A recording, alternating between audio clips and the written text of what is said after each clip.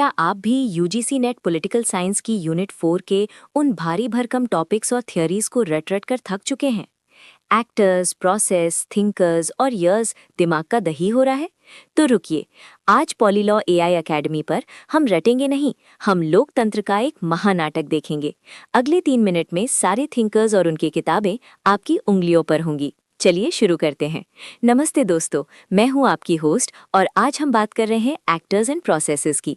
इसमें हम electoral system से लेकर रेवोल्यूशंस तक सब कुछ एक ही स्टोरी लाइन में पिरोएंगे। पेन और डायरी उठा लीजिए, क्योंकि ये कहानी आपकी परीक्षा की नैया पार लगाने वाली है। कल्पना कीजिए, लोकतंत्र एक बहुत बड़ा थिएटर है।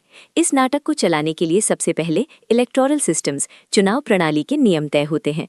यहाँ मॉरिस डुवर्जे अपनी 1951 की किताब पॉलिटिकल पार्टीज लेकर आते हैं और कहते हैं कि नियम ही तय करेंगे कि मंच पर 2 कलाकार टिकेंगे या 2 से ज्यादा। अब एंट्री होती है पॉलिटिकल पार्टीज की, जो मुख्य कलाकार हैं। लेकिन ठहरिए, रॉबर्ट मिशेल्स ने 1911 में अपनी बुक पॉलिटिकल पार्टीज में एक कड़वा सच बताया था, आयरन लॉ ऑफ ओलिगार्की, यानी चाहे कोई भी पार्टी हो, चलती सिर्फ कुछ ही लोगों की है। जैसे जैसे नाटक आगे बढ़ता है, पर्दे के पीछे से इंटरेस्ट ग्रुप्स, हित समूह डोरी खींचते हैं।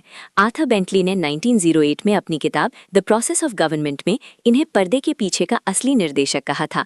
और जब ये कलाकार जनता की नहीं सुनते, तब शुरू होते हैं सोशल मूवमेंट्स। पुराने आंदोलन तो रोटी कपड़ा मांगते थे, लेकिन एलिन टुरेन ने 1981 में अपनी book the voice in the eye में बताया कि अब न्यू सोशल मूवमेंट्स का दौर है, जो पर्यावरण और अधिकारों की बात करते हैं।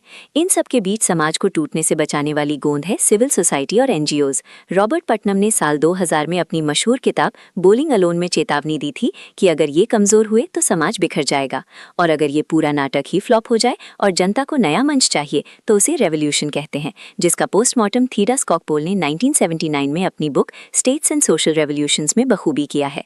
तो ये था हमारा लोकतंत्र का महानाटक। अगर ये कहानी पसंद आई और नेट का सफर आसान लगा, तो पॉलीलॉ एआई एकेडमी को अभी सब्सक्राइब करें और बेल आइकन दबा दें। नीचे कमेंट में बताएं कि अगला टॉपिक आपको किस कहानी में सुनना है। पढ़ते रहिए, बढ़ते रहिए। जय हिंद।